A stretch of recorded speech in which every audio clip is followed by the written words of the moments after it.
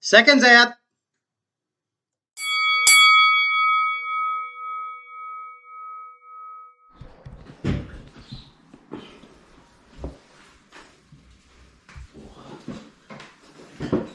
Right, hi, I'm Jake from PBG, We Love Boxing, and I'm just here to talk boxing with the one and only Sharkey Ryan. He's probably had the biggest influence of boxing, I'd say, in Geraldton. You've helped many kids, Sharkey. Yeah, Coach Lawrence, yeah.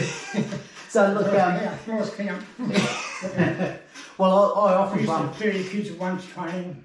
yeah. Sometimes we had to knock the wall down to make a bigger area for skipping. Is this at PCYC at the old At one? the old club, yeah. Yeah, right. And we didn't have enough room for the kids because we could use the big hall Because of the bus. gymnastics. Yeah.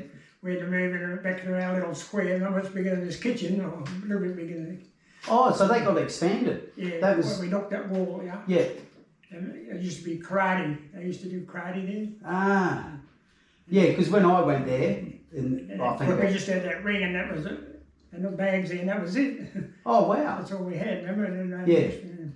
Because we quite often might get 40 kids. And we had to use the big hall and because it was just too many kids to train them. You go around with the bus and pick them up with a bus line. Well, look, I think that's part of the success of like when you were doing the boxing at PCYC, like as opposed to today, Yeah. not as many kids involved because those kids have trouble getting to boxing. But They had trouble getting in those days. Yeah. Because most families didn't have cars and no, because that range was a better way to walk. yeah. But some kids those days, they just didn't want to walk. Bit I liked lazy. going training, I didn't want to walk. No, that's it. No, didn't realise it helped with Yeah, their so a lot fitness. of getting picked up with the bus and you take them home. And, Yeah. Yeah. So we've been talking earlier on, Sharky, and we were trying to work out Yeah. when you actually started Went off- boxing. Is that went off? Or Yeah, that's okay. I think Oh, yeah. it just goes like that. Yeah, so I think we worked it out. 1952, you've been involved with boxing. Yeah, 1952 when I first started. Yeah, So was that your first fight? Did you fight then? I did. Yeah, I fought actually my brother. Your brother. Yeah, I stopped him in the first round. Oh. So a few bragging rights at home. But, it could have been the second, first or second. Anyway, he went one round and he was bouncing around like a ballet dancer. Was he older or younger than you? Then I just come out and bang, bang, bang. So they had to stop it. Oh, was he older? No, Was he's one year younger than me. Yeah, right. Yeah, I'm the oldest in the family. Yeah. So you had a natural ability from the start? Yeah. Yeah? And how many fights did you end up engaging in? Oh, there's that many, I forget. Probably hundreds of them. Hundreds? Because when we used to box, I'd be standing there and they'd be looking for blokes to put in the ring and stand alongside him, Sharkey. Yeah, it could be heavier than me. Yeah, same height, get in the ring. but he's big, heavier.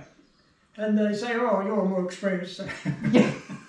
And I'll tell them up. It's not quite like that Yeah. now. They're really strict But on we that. did sort of have a lot of people were keen on boxing, but they did mind getting in the ring when they come to the club.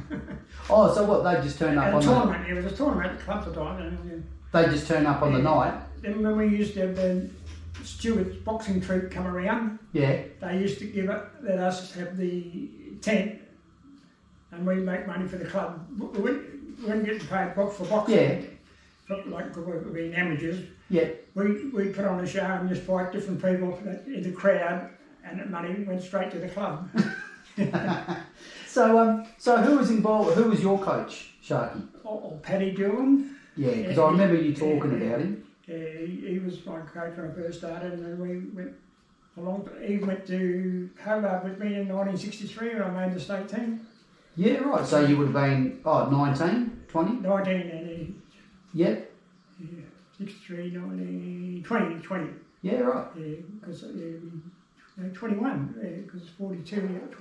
Yeah. And how did you go in that one? I won my first fight pretty Yeah. easy, technical knockout, and then I met this guy they called, it was like when had Tony Barber on the TV guy, but he wasn't the TV guy, it was another guy, and he was muscular. I went I went in there and I reckon I just got up 3 times and that's all I can remember. Oh, I wow. woke up in the chamber, not there. And you don't remember Yeah, they nothing said I about just got up, yeah. But I couldn't remember the fight, but they said I got up 3 times. I remember going in the ring, that's it. it? Yeah. Payback. Oh, 'cause he you- was solid, yeah. yeah? Yeah, they told me to box him, and I like fighting those sort of blokes because you can't Yeah. box them, they're pretty good. Yeah, right, yeah. Yeah. So that was your strength? As a boxer, you were like a fighter? You I liked could do that? both there. Yeah? If you want to come out and box me, I'll just box. Yeah. Up around, and if you want to fight, I'll just get in here.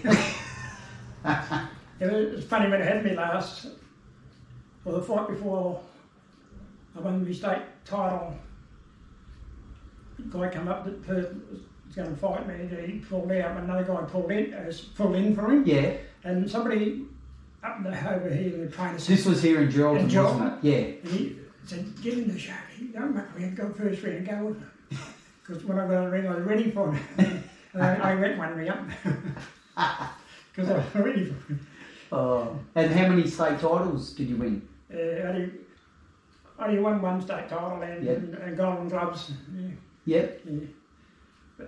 But I sort of didn't win too many because that time we didn't really go into many then. You know, just after that I retired, sort of, you know. Yeah, I okay. thought Yep. about again because I got a broken jaw when I was trying for the Tokyo Olympics in Yep. 1964. So where was that fight then, that one? That one was in Perth. Yep. And it was unfortunate when I got my jaw, a bloke hit me after the bell, but the ref didn't actually see it and hit me. Oh, right, after. Knocked out, and I got back to the corner and I thought there was something wrong. I said to the trainer, he couldn't see me sure, and he said, I don't think it's all right, just keep away from me. So I got out there and I just used my left hand, I was going mad, the crowd was going mad. My hand was going, and then he hit me again and I said, oh no, there's something wrong with this. Yeah. Referee had a look and he said, yeah, your jaw's broken. Ooh. Sort of just got in there and they had to get wired up for 4 months, Yep. and I'd drink through a straw. Oh. I couldn't eat. So then that would have been, how old were you then? About, Could have been 22. and that's when you took up coaching? Then I took up coaching and Yeah. after that, yeah. Yeah. I didn't sort of get them straight away, but I was helping out. Yeah. And just did a bit of sparring with the kids and Yeah, right. the ones. And like, so what made you want to coach? I think when sort of Paddy retired and they didn't really have a coach there, they sort of come and asked me and You stepped up. see if I can, yeah. So I said, oh yeah, I'll never go and Yeah. because I like boxing, I always have done it. Yeah. And obviously, so that's something you did for like, what, 40 plus years coaching? It would be 50 years. 50? Yeah. Wow. Like, and it was all volunteer? Yeah, I never got paid anything. Yeah. Maybe didn't make, when we did fundraising for shooting the deal. Yeah, I remember those days. or under those sheep yards, Yeah. like crawling under, like digging all the sheep blew out. And, yeah. Cow manure one. yeah, out near Walkaway. Yeah. At that way. Yeah, those were the days, good old days, yeah. Oh, it's great. Like some of my best And all the kids memories. got into it and they all helped, got in behind us. And Yep. because they enjoyed going away on the trips. And we had a perfect good trip, even with the derby and broom boxes. Oh. Yeah, there's a Carnarvon, Carnarvon down south, yeah. Kalgoorlie. So you've trained many champions, Sharkey. Like, who are the ones that sort of like, you know, they're strong in your memory and they, you know, like you're really proud of? So, like, obviously we've got Blueboy. Yeah, yes. What's my name? Dual Olympian. Quartermain, David Quartermain. David, and David Boddington, he was another Australian champion. Phil Cooper. I remember. And of course there's Gavin Foreman. Yep. He won The the gold champ. runs with me. And, Yep. And of course yourself. Yeah. Made the state. Yep. State team. We went to Sydney. Remember? Was it? Yeah, we met Costa Zoo there, didn't we? Yeah, with Blueboy. I thought I had that part of there and then I got, when we used to go down and train Perth at boxing, we trained at Morley, there was a gym there, we used to train as a bloke, and Jeff Fennick come here, and I got a photo with him, autograph photo and everything. Actually, I put that out in that room there. Oh, wow. Yeah. The Sharkey from... Yeah. When he come over here to fight, train and then the fight in Perth. Because what I remember about those trips is, you know, I'm talking the early 90s, is that Geraldton pretty much was well over half the tournaments that we had about 12, lots of fighters. 12 to 15 boys on the bus, and most of them would be fighting. If we didn't make it, they wouldn't have a tournament. Yeah. Oh, yeah, I remember those days at Kingsway. Yeah. And the kids were funny in those days because they'd want to come to Perth. We went on Friday night, box, then we come straight back because they wanted to play footy the next day. Otherwise, they wouldn't get a first to box. It was just all about sport, isn't it? Yeah. I like their footy as well. I like their sport those days. So, like, your involvement in boxing has been like well known, and you've been well recognised. Yeah. But one of the things, 2 life memberships to Boxing WA. Yeah, how's that happen? Yeah, they gave me one early in the 90s, and then later, a couple of years ago, they gave me another one. So I got 2 now. And the life member, I think it was 1990. I think it was 99. PCYC, I got one for PCYC. Yeah, I remember that. Your name's still on that board, and they've got a little corner dedicated to you as well. I think photo of me, you, Blueboy, and Mark Prunster. Yeah. With Sharkey's corner over there. Sharkey's corner, Yeah. Yeah, I haven't been back there since the lockdown because of the COVID thing. You can't. Yeah, it's a bit hard now. It's changed a lot of things. And cleaning and safety and all that. Yeah. But you're still involved in boxing, Sharkey? Yeah, still with Tell us that. Parkins. Yeah. And they do shake a little bit, but they punch all right. and they enjoy it. I've got half a dozen ladies do it as well. Yep. Yeah, and they quite enjoy having a bit of a punch and punching the pads. And unfortunately, only got a couple of bags to punch at that Queen Elizabeth Centre, but they got no speed balls and that sort of thing. And so they just get by that. We do a circuit work on that, and they punch pads and punch the bag and around the corner. Wow. So, like, how many years is that? 70 years on from when you started? Yeah. You're still involved? They've been doing it for these 7 years, 70 years, People with Parkland have been doing it, Oh, yeah. They've been doing it for about 7 years, Yeah. So I've been involved with boxing for, We've been nearly, I'll be 80 years, so Still in good shape, Sharkey? Been good. I started when I was 10, I suppose, involved with it, in and out club, so it'll probably be good 65 years. Yeah, that's great, that's awesome. Club, I've always been a member of the club, PCYT. Volunteer for something. Yeah. We used to do fish hampers and everything, raffles and the old pubs in the old days. You walk into a pub and they say, oh, not another raffle, back in those days. No, who's this for? PCYT? Yeah, come on, we'll buy tickets. Oh, people always support PCYT. I mean, they were the main thing. Mention PCYT. They got right behind us all the time. Yeah. And we even had a guy over in the islands who used to donate fish for the hampers. Yep. So we could have a raffle. Yeah, right. Yep. I think it was Snowy Carter, I think he was. I think it was his name. I think that was his name, He, unfortunately, he passed away, I think. Yeah, right. And then you're a bit old now, I lose my memory a little bit. That's why I think it's important to get these memories down, Sharkey, because like I say, it's such a big part of boxing. Yeah, when you start talking about things come back to you. Yeah. So let's go back to some of the fighters then that you coached. So when Blueboy first came into the gym, did you think he was a talent at the start, or you see straight away? He wanted to train, and he was keen. He didn't want to muck around. And being a southpaw too, that makes a difference. A really good southpaws are hard to beat. Aren't they? Yeah. They say you got to.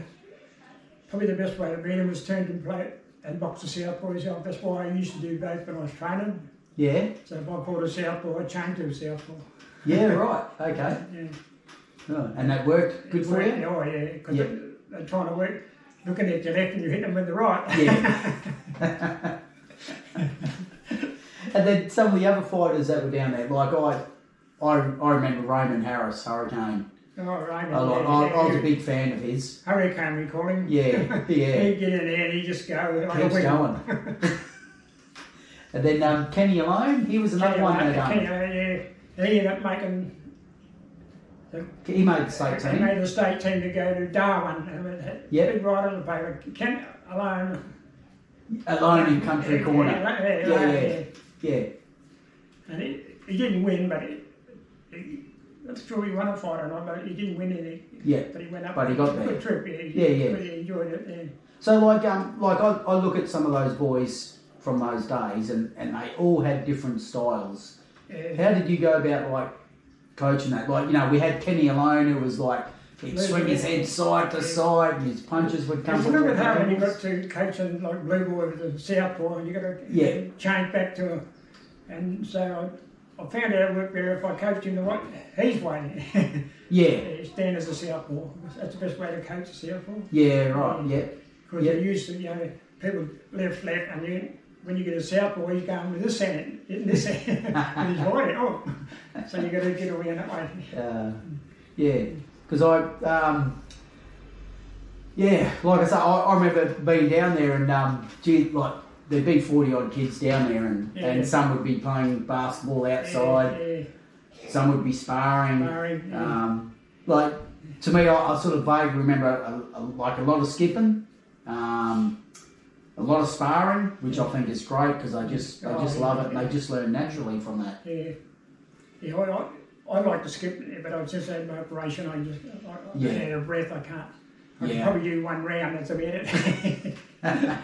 But I can still punch and or speed balls and that sort of thing without getting too puffed up. And once I start skipping and that, I don't have to breathe, so I can't do much work like I used to. Used to mow lawns a lot with the old ladies, old ladies I used to say, but I'm probably older than them. Just keep yourself active. And I see like Leighton's here, he's been walking around outside. So did Leighton fight? Like, because I remember him coming down. Fight, He didn't really get into it and he didn't like it, so he just tried kickboxing for exercise. He done that, but he wouldn't fight competition. Helped him with his footy. For fitness. Fitness. Great fitness. And he still does a bit when he's up at Newman and that. Not so much now because he's got a bit of trouble with his eyes at the moment, so he's fixed up. All right, Sharky. Look, thanks very much for the chat, and you know I'm going to be around again to talk about specific people, and we'll talk to Glynis because I think that's very important. Like, I know the time that you've given to boxing, and it must have been hard on her at times. It was a bit, sometimes. Because she said when I pass away, she's going to put on my tombstone. I've got to go. She'd get home from work. I've got to go. Got to go. Got to go train. Got to go, Sharky. So once again, Sharky, thanks very much. And like you've been a big influence in my coaching style, and I love the involvement that you've had with the kids, and I try and do the same. I enjoyed it. Good to see the kids, on their faces. Win or lose, I just sit up, you always enjoy yourself. And it's that experience of getting away and meeting different people, realising, there's a whole big world outside of Geraldton as well. But the main thing I most tell guys too, you can train well, but you've got to do it when you get in the ring. No one else is there with you. And because you're by yourself then. If you do something, you think, oh yeah, this trainer told me that one. I must do that again. All right, thanks again, Sharky. It's been a pleasure, and we'll speak again soon. 1, 2, Thank you very much. 3, 4, 5, 6, 7, 8, 9, 10. That's it. It's all over.